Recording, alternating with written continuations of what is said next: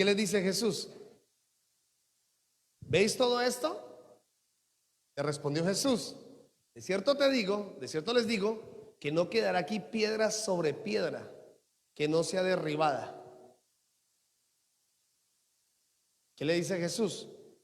Le da una palabra que se cumplió 70 años después, cuando dice la historia que vino Tito el emperador junto con Tiberio, su segundo al mando, y sitiaron a Jerusalén, quemaron a Jerusalén y demolieron el templo. Se cumplió la palabra, no quedará piedra sobre piedra. Y Jesús ahora les dice así: y estando él sentado en el monte de los olivos, los discípulos se le acercaron aparte diciendo: dinos, ¿cuándo serán estas cosas? ¿Y qué señal habrá de tu venida y del fin del siglo? Amén. Siéntese, por favor. Le damos toda la gloria a nuestro Señor Jesucristo por su bendita y poderosa palabra. El final de los tiempos. La pregunta que los discípulos le hicieron a Jesús, tal vez es la pregunta que muchos de nosotros posiblemente estamos preguntándonos, y es: ¿cuándo será el final de los tiempos? ¿Qué señal hay para yo saber cuándo es el final de los tiempos? Y Jesús dejó señales. Diga conmigo: señales.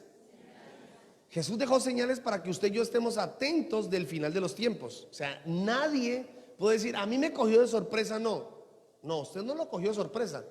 Más bien usted ignoró las señales que Jesús dejó para que usted y yo estuviéramos atentos del final de los tiempos. Él le dice así, leyendo todo el Evangelio de Mateo capítulo 24, el Señor empieza a hablar, y no solamente Mateo capítulo 24, sino también habla en Marcos y en Lucas, que son los evangelios donde más habla acerca del final de los tiempos. Y Jesús empieza a hablarles así. Jesús les dice esto: habrán guerra y rumores de guerra. Nación contra nación se levantarán, hambres, pestes y terremotos en diferentes lugares. Todas estas señales Jesús las habló acerca de lo que vendría. ¿Para quién? Para el mundo. Escuche, lo que vendría ¿para qué? Para el mundo. Pero Jesús, nuestro Señor Jesucristo, dejó dos señales muy claras para la iglesia, y es lo que quiero que preste atención. Le dije que la primera señal, estas señales que Jesús habló, era lo que venía para el mundo, o sea, lo que va a afectar al mundo, para que usted y yo estemos atentos. Pero Él dejó dos señales muy claras de lo que va a afectar la iglesia en los últimos tiempos, antes de su venida. Mateo capítulo 24, versículo 4. Dice así, porque estas señales van a afectar directamente a la iglesia.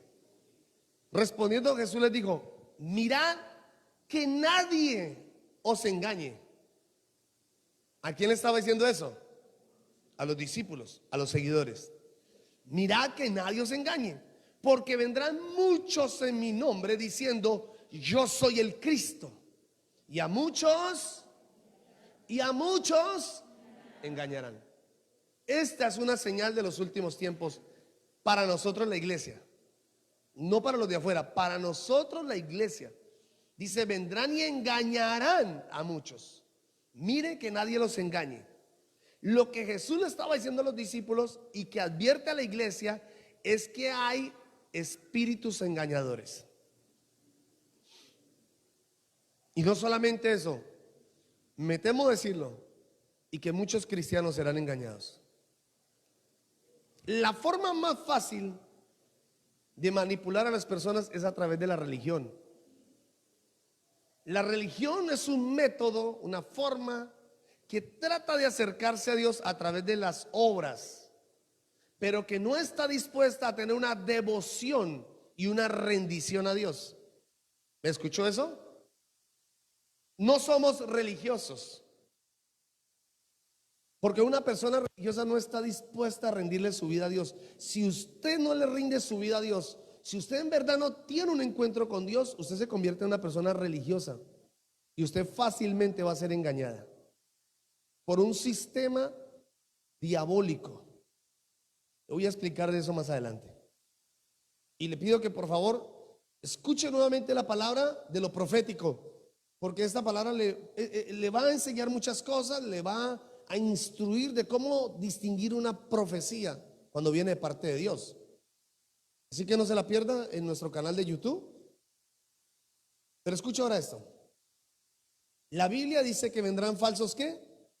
Cristos. Escuche, falsos ¿qué? Cristos. Diga conmigo, falsos Cristos. Ahora, la Biblia no solamente está hablando de estos hombres que han aparecido en la historia del mundo creyéndose en Cristo. Por ejemplo, quiero hablarle de algunos que yo estuve estudiando y aparece uno llamado Visorión.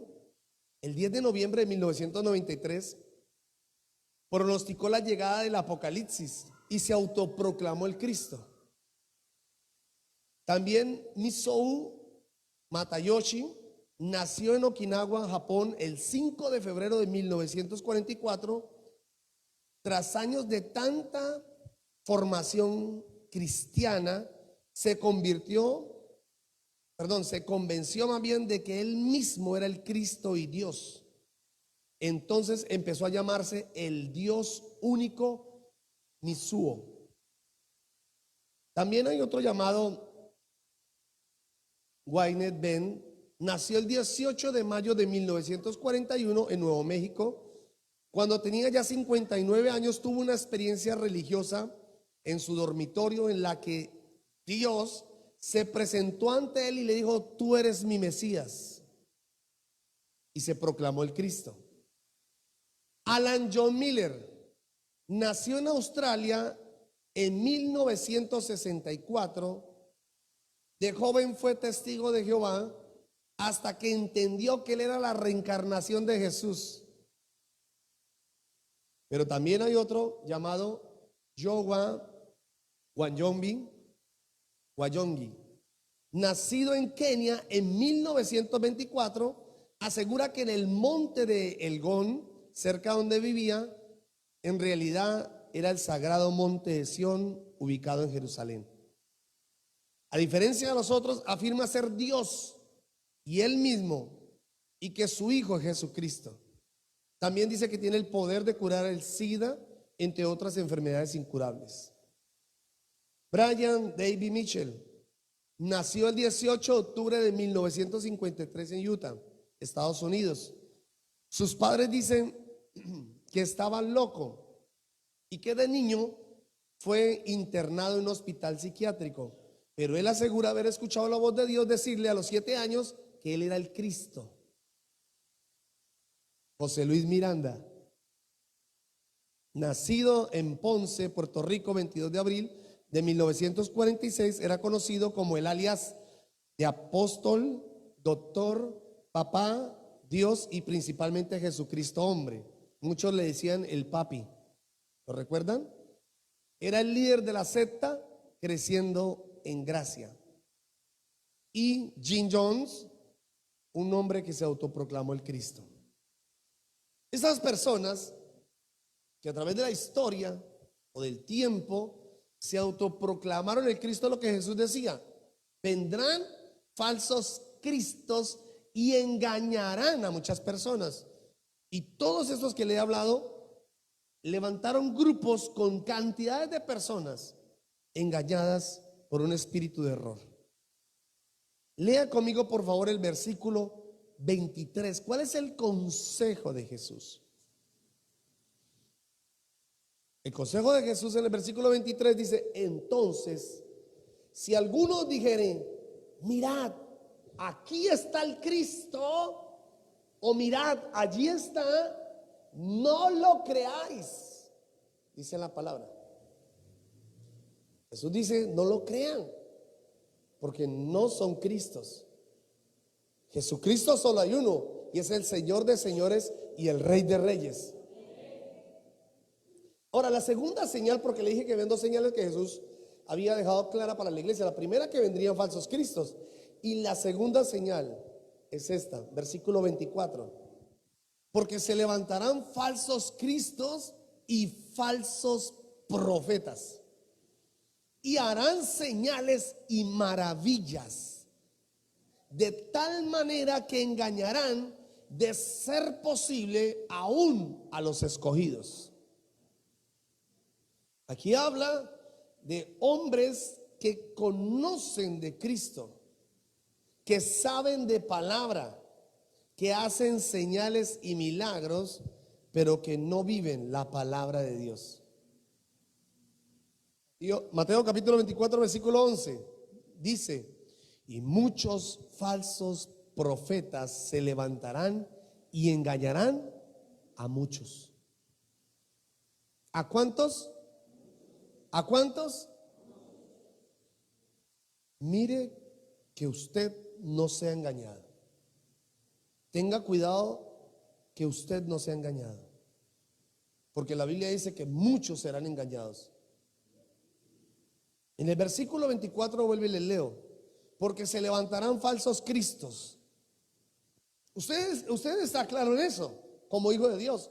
Pastor, yo tengo claro. Si alguien dice yo soy el Cristo, pues no lo voy a creer. Por supuesto, yo sé y espero que un día Cristo venga por nosotros. Aleluya. ¿Cierto? Y estoy convencido de eso.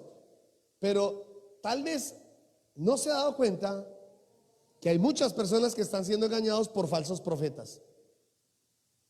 Dice: y falsos profetas que harán grandes señales y maravillas. Por eso usted no se debe de asombrar por las señales y las maravillas, porque esas no son señal de que ese profeta o ese hombre sea de Dios. Aló. Dice: y engañarán, de ser posible, aún a los escogidos. Quiero que entienda algo. Con esto no estoy diciendo que los milagros o las señales sean malas, ¿no? No estoy diciendo esto. Tampoco estoy diciendo que todos los pastores o que todos los profetas están mal. Tampoco estoy diciendo eso. Lo que estoy diciendo es que la Biblia afirma que las obras de esas personas que harán esas señales son malas. Sus vidas son malas. Jesús vuelve y lo explica así. Mateo capítulo 7, versículo 21. Yo se lo voy a leer en la versión de las Américas. Dice así. Jesús dice en Mateo 7, versículo 21 al 23, dice: no todo el que me dice Señor, Señor. Yo les había explicado esto, y la doble repetición de Señor es una expresión de confianza, de conocimiento, de conocer. Cuando las personas dicen Señor, Señor, le dicen porque hay una aparente estrecha relación, esa repetición. Eso es lo que Jesús está diciendo. Jesús está diciendo que hay muchos que lo conocieron a Él. Como dice las escrituras en el Evangelio de Juan, que Jesús tenía muchos seguidores y que muchos creían en Él y que muchos le seguían porque habían creído en su palabra. Eso dice la palabra. Muchos habían creído en Él. Pero recuerde también lo que decía: pero muchos no aplicaban la palabra. Entonces lo que dice Jesús es que muchos van a venir teniendo conocimiento en Él, que lo conocían a Él, y le van a decir: Señor, Señor, pero es que yo te conocía. Señor, yo estudié instituto bíblico. Señor, yo tengo tantos semestres de estudio. Señor, yo fui a todas las escuelas de superación. Señor, yo caminé contigo. Mire, Señor, es tan así que yo levantaba las manos y los enfermos se sanaban, Señor, y profetizamos en tu nombre e hicimos esto. Y el Señor, ¿qué le dice? Apartados de mí, no los conozco, hacedores de maldad. El problema no está en las señales, el problema no está en los milagros, el problema está en el fruto. Aló. Hombres que no tienen fruto de bendición, fruto bueno. A eso es lo que se refiere el Señor. Él no está diciendo que el problema son las señales y los milagros. No puede ser posible, porque Cristo oró por el enfermo, por el ciego, por el que estaba endemoniado. ¿Aló? Ese no es el problema. El problema es el fruto, el corazón de los hombres. Y dice así: jamás os conocí, apartados de mí los que practican la iniquidad. Jesús está hablando de aquellos que practicaban, se deleitaban en la maldad, en el pecado. Esta es una señal de los últimos tiempos. ¿De dónde saldrán estos hombres o de dónde han salido? Mire Primera de Juan capítulo 2 versículo 19. Primera de Juan capítulo 2 versículo 19. Usted se va a dar cuenta de dónde salen estos hombres. Dice la palabra del Señor: salieron de nosotros, pero no eran de nosotros. Entonces, ¿de dónde salen? De las iglesias, de las congregaciones. ¿De dónde salen? De las congregaciones, de las iglesias. De ahí salen. Dicen: salieron de nosotros, pero no eran de nosotros. ¿Por qué? Mire lo que dice: porque si hubieran sido de nosotros, habrían permanecido con nosotros. Pero salieron para que se manifestase que no todos son de nosotros. Aló. ¿Alguien me está escuchando? ¿Está entendiendo la palabra? Ahora, lo que Jesús, nuestro Señor Jesucristo, aconseja, aparece en Lucas capítulo 21 versículo 7, dice así: y le preguntaron diciendo: maestro, ¿cuándo sucederán estas cosas? ¿Y qué señal habrá? ¿Qué señal habrá? ¿Qué señal habrá cuando estas cosas estén por suceder? Entonces digo: mirad que no seáis engañados, porque vendrán muchos en mi nombre diciendo: yo soy el Cristo, y el tiempo está cerca. No vayáis en pos de ellos. No los sigan. Jesús está diciendo: no los sigan. No anden detrás de ellos. Mire, invitaron a un culto profético. Vámonos. A ver, que por allí están haciendo milagros y señales, y la gente corre, hermano, porque le falta doctrina, fundamento. Mire, si usted tiene fe, o si usted está enfermo, si usted es capaz de creer que Dios puede tocar su vida y donde usted está, el Señor viene y le toca. No necesariamente alguien tiene que ponerle las manos encima, pero hoy en día se está moviendo una cosa, hermano, que solo está viniendo para engañar a los escogidos, por la falta de fundamento, de doctrina. Quiero contarles una experiencia que tuve un día. Eso fue cuando empezó a dar una especie de virosis dentro de Villavicencio. Empezó una virosis. Y yo me sentí enfermo. Esa noche llegué a la casa, me sentí enfermo. Y recuerdo que estaba en la cama allí y le dije al Señor: Señor, yo no necesito que nadie ponga las manos sobre mí. Yo solo necesito creer en tu palabra. Tu palabra dice, Señor, que tú llevaste toda enfermedad a la cruz del Calvario, Señor. Te pido que sanes mi cuerpo. Yo sentí que Dios puso su mano sobre mí. Inmediatamente quedé sano. Inmediatamente quedé sano. Nadie tuvo que poner su mano sobre mí. Solo necesité creer en la palabra de Dios. ¿Cuántos me están escuchando? Pero lo que Jesús está diciendo es que no vayan en pos de ellos. Ahora, con esto no estoy diciendo entonces no vamos a ir al servicio, no vamos a ir a la iglesia, no, al contrario. Pero lo que estoy es enseñando a la iglesia, edificando a la iglesia, fundamentando a la iglesia de que usted no puede correr a todo ese tipo de movimientos.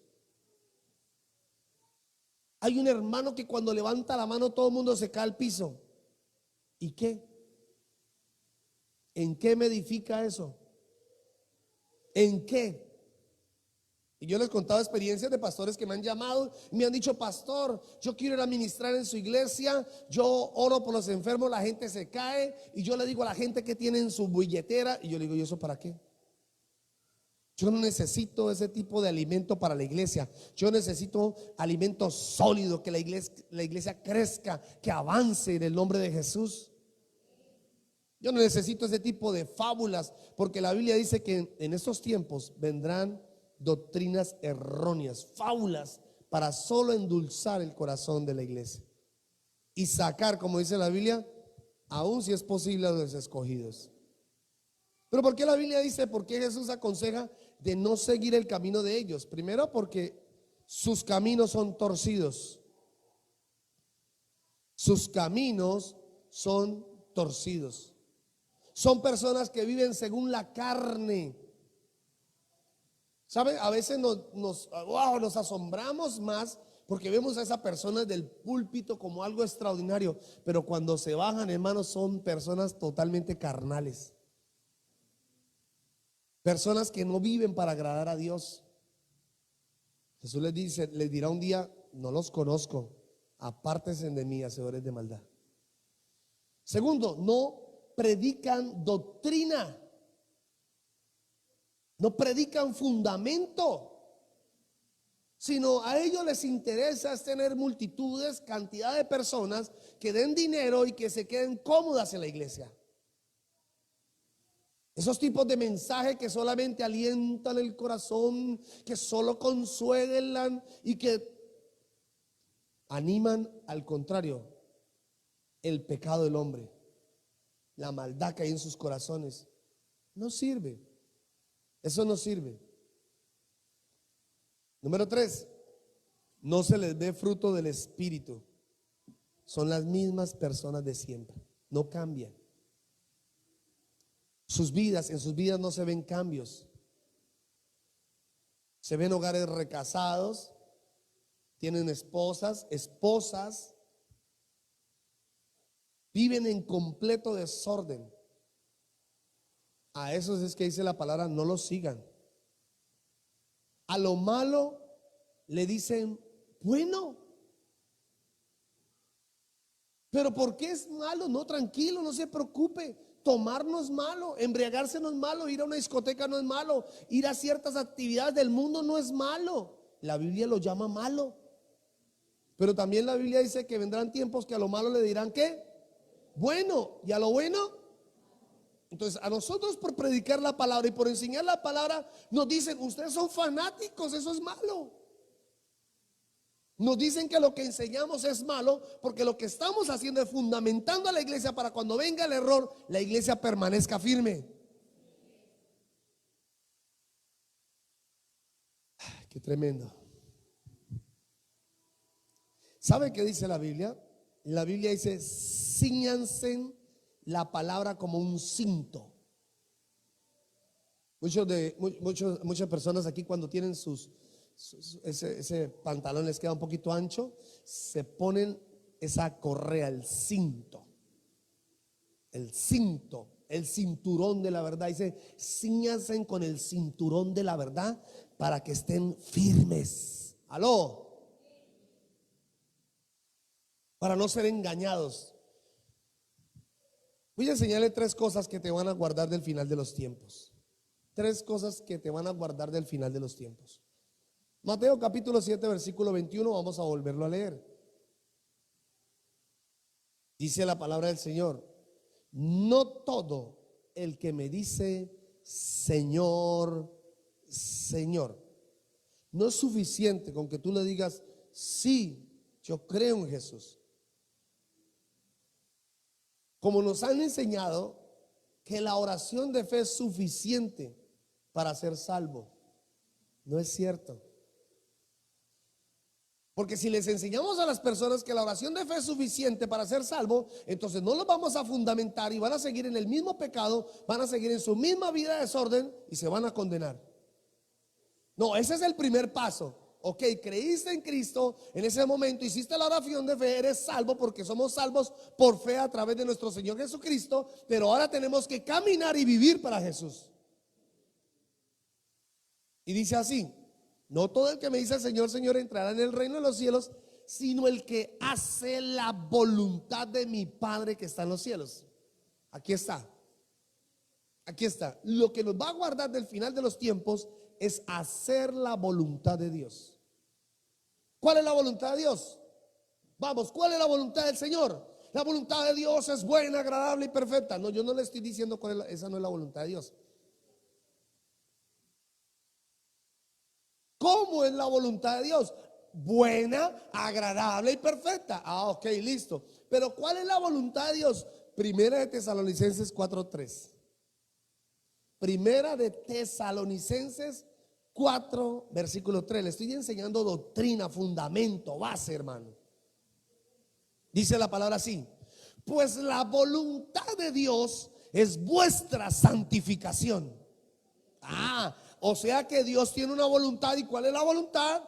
Que nosotros nos apartemos de inmundicia. Esa es la voluntad de Dios. Que nos apartemos del pecado. No tiene sentido que sigamos en el camino del Señor con el mismo pecado de siempre. 10 años con el mismo pecado de siempre, 10 años con la misma rebelión, 10 años con la misma desobediencia, 10 años viviendo en fornicación, 10 años con la misma mentira, 10 años con la misma... No, está perdido. Y cuando venga un profeta de esos que hablan, la gente va a correr detrás de ellos y será engañado. La voluntad del Señor es ¿qué? La santificación. Ahora escuche. La santificación es el proceso que comienza en la conversión del pecador, por medio del cual el Espíritu de Dios nos va haciendo más como Cristo. Aló. Él nos va regenerando hasta la imagen de nuestro Señor Jesucristo y más libre de la influencia del pecado. Entonces, cuanto más camines en el Señor, hay más santidad, y entre más santidad haya, menos pecado hay en ti. Aló. Vas a empezar a aborrecer el pecado. No quiero esto, no quiero aquello. Si eso no ha pasado en ti, no hay santidad en ti, no hay santificación. Si todavía usted se sigue deleitando en el pecado, no hay santificación. Es un proceso que durará toda nuestra vida. Esa es la voluntad de Dios. Entonces, la voluntad de Dios tiene que ver con caminar en santidad. Diga conmigo, caminar en santidad. Y caminar en santidad es caminar en luz y verdad. Caminar en luz y verdad. Número 2, es seguir la santidad sin la cual nadie verá a Dios. Hebreos 12:14. Seguir, caminar en santidad. La santidad no pasa de moda. Aló.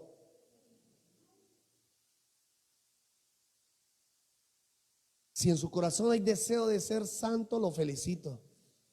Si no, preocúpese. Y es lo que tenemos que enseñarle a esta generación, a que tienen que dejar tanto libertinaje y empezar a vivir más para Dios. Y vivir para Dios empieza internamente, cuando voluntariamente empezamos a renunciar al pecado.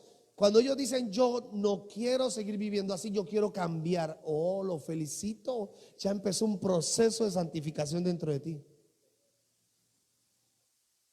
Qué bello. Pero también tiene que ver con hacer morir lo terrenal, como dice Colosenses capítulo 3 versículo 5. Hacer pues morir lo terrenal en vosotros, que no solamente es fornicación, lascivias e inmundicia, sino también, ¿qué dice la Biblia? Enojo, iras, contiendas, disensiones, divisiones, chismes, pleitos, habladurías. A eso también tenemos que morir. Aló. Uy, Dios ya terminó el proceso. Hace mucho tiempo que yo dejé de tomar, hace mucho tiempo que dejé de embriagarme, hace mucho tiempo que dejé de fornicar, pero sigue siendo chismoso. Le gusta formar contienda, le gusta dividir. A eso también tenemos que morir. Aló. Ocuparnos de nuestra salvación con temor y temblor. Eso tiene que ver con santidad. Ocuparnos de nuestra salvación con temor y con temblor. Esa doctrina de salvos siempre, siempre salvos, que dice que ya no hay pecado, que no importa que la salvación no se pierde. No es cierto. La salvación se pierde. Por supuesto que sí. Somos de la iglesia de sana doctrina que creemos que la salvación se pierde. Porque escrito está, sed santos porque yo soy santo. Pero además de eso dice en Hebreos, escuche lo que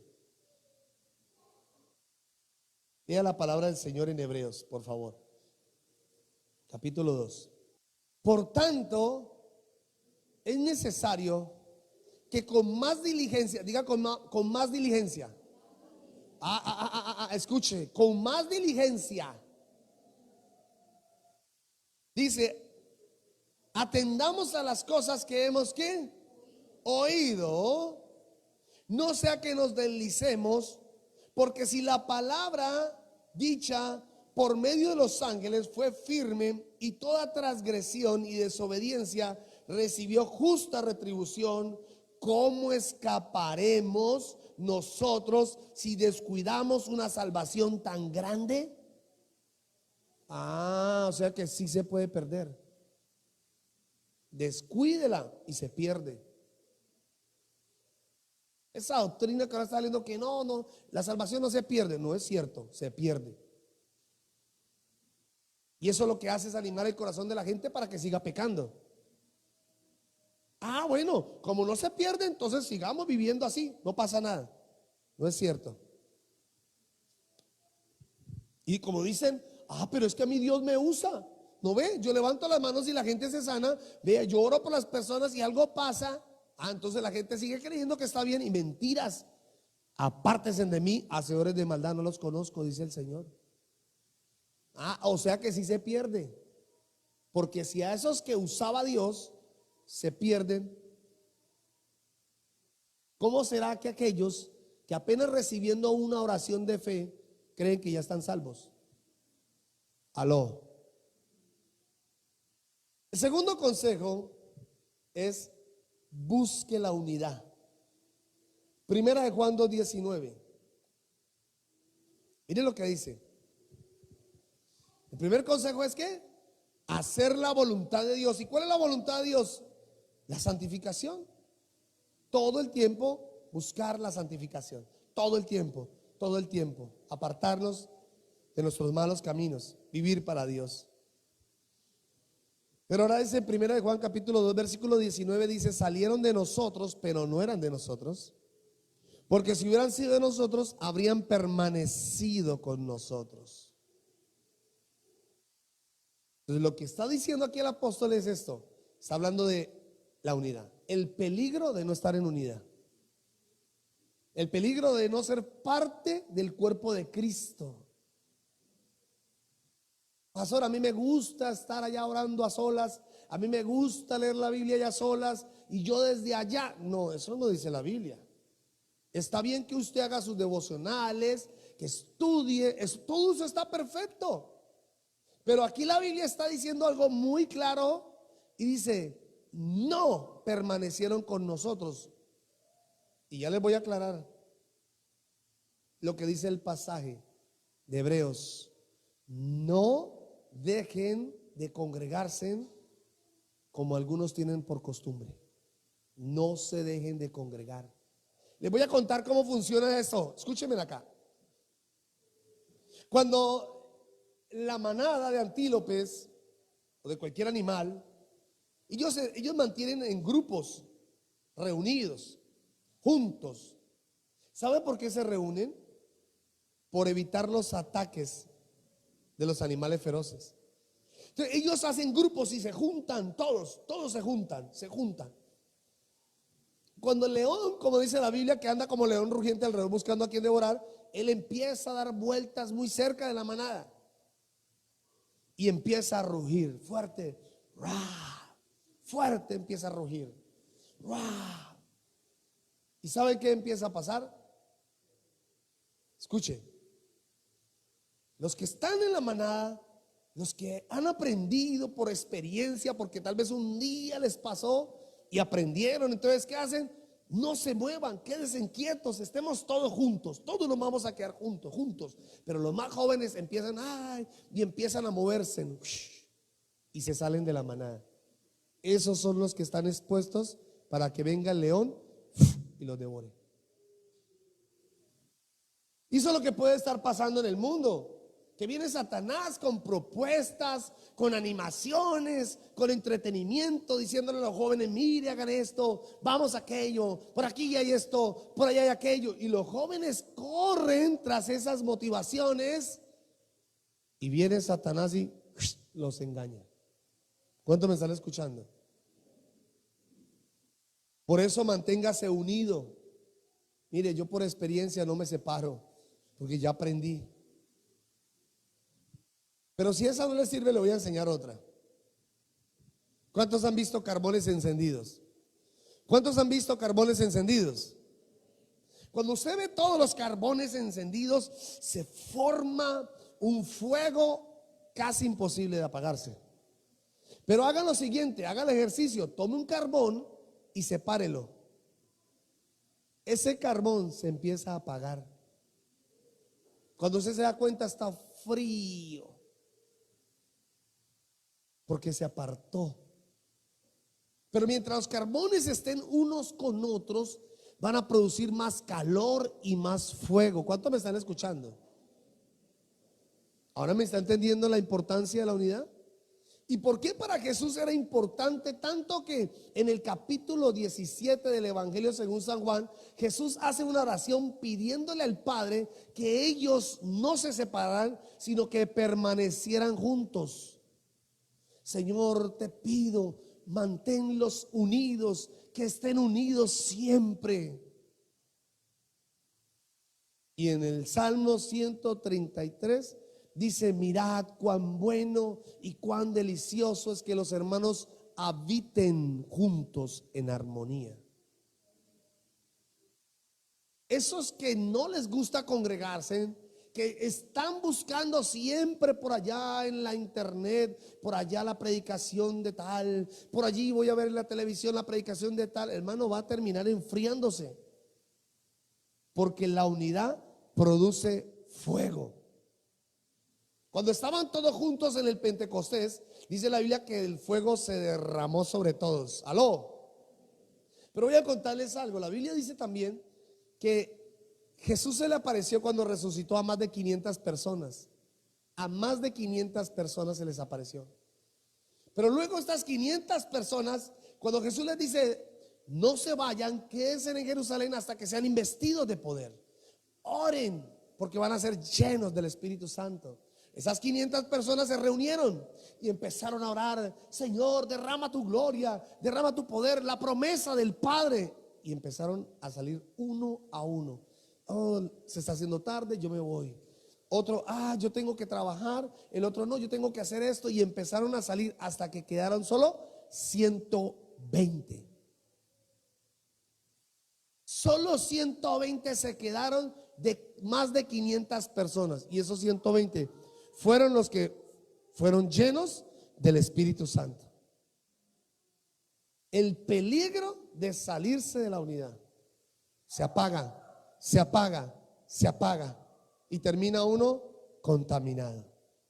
Para Dios es bueno y es deleitoso ver a sus hermanos, a sus hijos juntos en armonía. Además, la voluntad de Dios es que seamos uno como Cristo y el Padre son. Aló.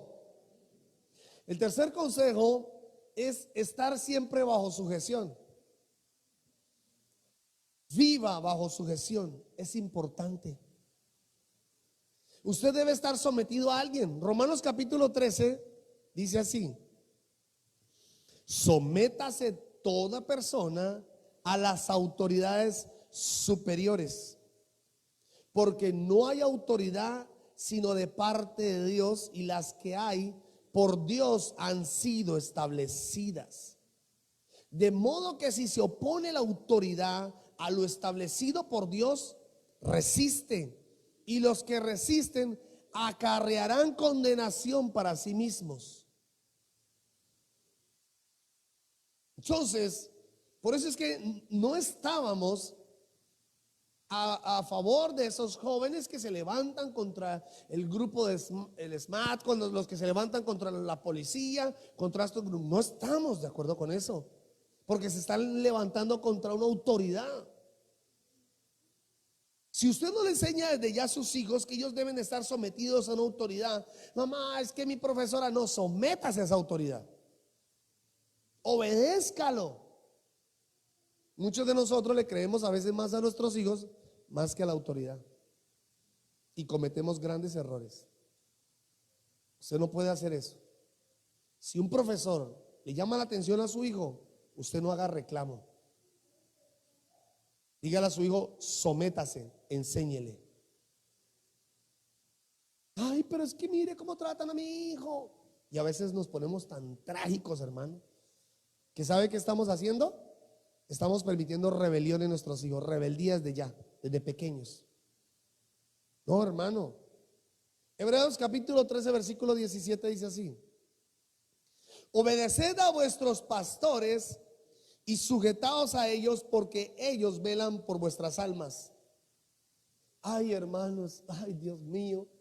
¿Será porque yo también le saqué canas a mi pastor, no? Yo le saqué una cantidad de canas a mi pastor y un día lo abracé y le dije, pastor, gracias por ser tan intenso conmigo. Porque yo era de esos jóvenes que sí, motivados, donde había fuego yo quería estar. Donde había un milagro yo quería estar. Y el pastor en muchas ocasiones se acercaba y me reunía, venga John, por favor no se vaya por allá, quédese aquí, sea sólido, sea estable, coja firmeza. Ay pastor, ay, pastor, usted es odioso, usted es envidioso, usted no quiere que yo reciba del Señor. En muchas ocasiones discutí con el pastor. Yo no estoy de acuerdo, pastor, con lo que usted dice. Hasta que un día el Señor me dice, ve y pídele perdón a tu pastor y humíllate. Humilla tu corazón, eres rebelde. Oh. Pero hermano, uno a veces como pastor, uno está así pendiente de su rebaño, de sus ovejas, las ovejas del Señor, usted me entiende, ¿no? Y uno está pendiente de los hermanos y uno se da cuenta quién faltó. Uy, faltó la hermanita tal, y uno los llama, hermana, ¿qué pasó? Ay, pastor, es que me invitaron por allá a un servicio. Ay, pastor, es que me invitaron porque vino un profeta, porque vino un hermano. Y yo, ¿cuál hermano? Ay, yo no sé, pastor, pero Dios lo usa. Y uno los, venga para acá, hermana, venga, la voy a ministrar, hermana. ¿Usted qué hace por allá? Yo tengo que darle cuentas al Señor por usted. Deje de andar corriendo por allá, donde dicen, donde hacen. Para eso usted viene y come palabra del Señor aquí. ¿Y sabe qué es lo más tremendo de todo esto? Que llegan a uno y dicen, ay pastor, pero es que usted no se imagina la bendición que fue estar en ese lugar. Dios me dio esta palabra. Y yo le digo, hermana, pues yo se la había dado hace rato. Tiene que venir otra persona de por allá de la Conchinchina para decirle algo que ya su pastor se lo ha dicho. Aló. Además el pastor conoce el estado de sus ovejas. El que está por allá, que apenas medio viene, no sabe quién es usted, hermano. No le conoce sus mañas. ¿Sí o no? Y llega usted allá, ay, apóstol, profeta, es que mi pastor es duro. Y el pastor, el profeta, lo que sea, le dice cosas y usted se anima y dice, ay, sí, ve, mi pastor está equivocado. Pero porque no lo conoce usted, hermanito. No sabe quién es usted. En cambio el pastor que le ha sacado a usted canas, lo conoce, le llama, lo exhorta, lo anima, lo impulsa. ¿Cuántos me están escuchando? Ay, Dios mío, Padre. La sujeción es un acto voluntario donde usted decide rendirse, someter su voluntad y someter su carne. ¿Eso es sujeción? Pastor, yo aquí estoy, pastor, rendido. ¿Qué necesita, pastor? Dígame nomás. Pero hay personas que llegan a la iglesia y ya quieren ser pastores. Yo, pastor, yo quiero ser el apóstol, yo quiero ser el profeta. Yo recuerdo de esos tiempos de avivamiento. Ay, Dios mío. Donde así llegaban, yo soy el apóstol y yo soy el profeta y yo soy el querubín. Che, hermano, y decía, pero mire, hermano, antes de que usted sea apóstol, profeta, querubín, primero aprenda a ser obediente con su padre, obedezca a su mamá, sométase a una autoridad antes de llegar a hacer esas cosas. Y si ese es el plan del Señor, primero tendrá que transformarlo, porque así no le sirve a Dios. ¿Cuánto ven la historia de José? José, cuando Dios le muestra los sueños a José de lo que iba a hacer, que todo el mundo se inclinaba ante él, al día siguiente se convirtió en eso. Aleluya. ¿Sí fue así? No, eso pasó un proceso, hermano, porque José yo creo que le dijo a los hermanos, yo soy, vean, yo soy el gobernador de Egipto, a ver, inclínense ante mí, yo voy a ser el gobernante, yo voy a mandarlos a ustedes. Había arrogancia en el corazón, José. José era arrogante, era el hijo de papi y mami, y con esa túnica de colores más se creció. Sí, mira, yo tengo la túnica de colores de usted, no. ¿Y qué hace Dios? El Señor dice, espérate un momentico, José, porque sí son mis planes, pero es que no me gusta como eres. Y lo pone en el proceso y lo pasa por un proceso duro, difícil, que tuvo que llorar, llorar, hasta que él dijo esto: los sueños vienen de Dios. Y se humilló y Dios lo exaltó. Pero hoy en día no. Hoy en día aquí la gente quiere ser profeta, apóstol, quiere ser de todo, hermano, sin pasar por procesos. Y los procesos duelen, porque es ahí donde Dios saca lo inmundo, lo que no sirve. Aló. O te sometes o corres el riesgo de perderte. Puedes correr el riesgo de perderte, de que un día llegue alguien y te diga, no, hermana, venga para aquí, juntémonos las dos, creamos el ministerio de Tola y Maruja. Las hermanas chismosas ahí, con lengua larga, chismoseando y rajando el pastor, ahí juntas creyendo que están en avivamiento, y mentira que están más perdidas, hermano. ¿Aló? Todos hemos tenido problemas con el sometimiento. ¿Sí o no? Que lo digan las mujeres. Ay, ¿por qué? Que lo digan las mujeres. Ay, es cierto, a la mujer le cuesta someterse. Pero yo, ¿por qué me tengo que someter a este hombre, Señor? Porque la Biblia lo dice, porque el Señor lo dice. Y a los hombres les cuesta someterse. Pastor, pero es que yo soy un varón y a mí no me gusta que me digan nada. Tienes que someterte, varón. Tienes que someterte. Si tú no te sometes, no esperes a que tu esposa o tus hijos se sometan. Es sencillo, lo que siembras cosechas. Yo entendí eso y le doy la gloria al Señor, porque veo un ministerio, veo una familia que ha aprendido a someterse para la gloria del Señor. Ese pecado de rebelión está dentro de nosotros y está ligado con nuestra mente y nuestra carne, y no quiere separarse, y no queremos obedecer a nadie, que nadie nos diga nada, que no me digan nada. Dios me llamó al ministerio. Primero proceso. Entonces, le animo, por favor, que usted escuche esta palabra. Le pido que por favor la medite en su casa, le ore al Señor y le diga, Señor, yo necesito someterme.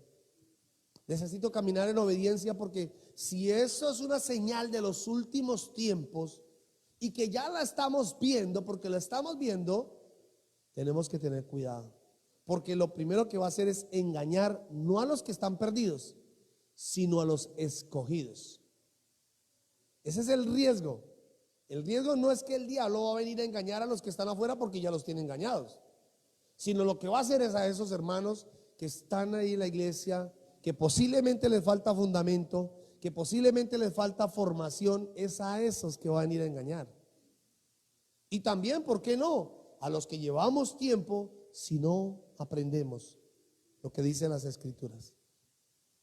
Así que les animo a que escuchemos la palabra. Fundaméntese, por favor, fundaméntese.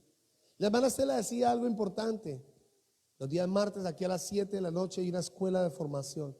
Gloria a Dios por los hermanos que vienen y se forman, pero necesitamos que toda la iglesia se forme.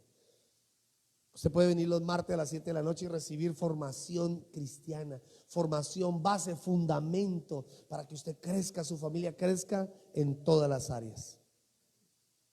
Padre, yo te doy gracias en esta noche por tu palabra, Señor.